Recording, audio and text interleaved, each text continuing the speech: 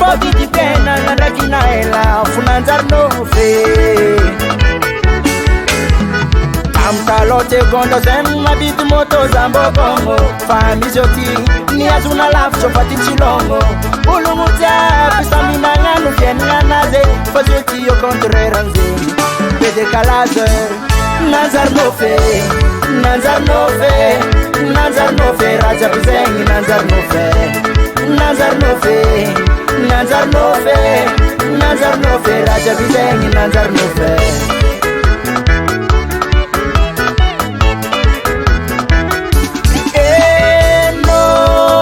Nanjarinofe Raja pia mineyatie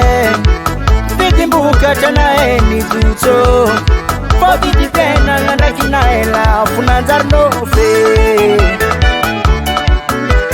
Niolu mijali bomeka sairanga Mijali chimita mangiranga Ni patrona nwaka piasa Nanjari beta nandafa nangana Upuka tanati anengi Ni zuto Amtalote gondo zen mabiti moto zambogongo Famizoti ni azuna lafcho pati chilongo Ulumutia pisamina nganu fieni nganaze Fazoti yo kontreranze Bede kalaze Nanjarinofe Nanjarinofe Nanjarinofe Raja bizengi Nanjarinofe Nanjarinofe Nanjarinofe Nanjarinofe Raja bizengi Nanjarinofe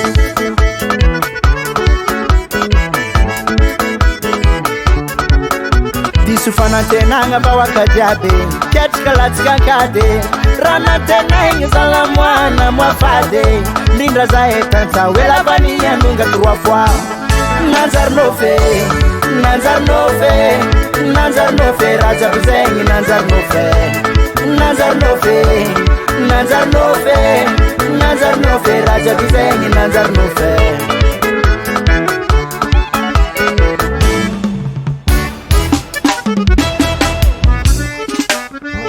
Waza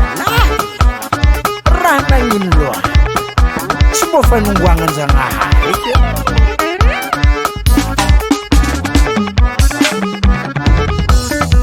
Watone Mofrianga mamote potsila sala Ehe La mwana zala bola chise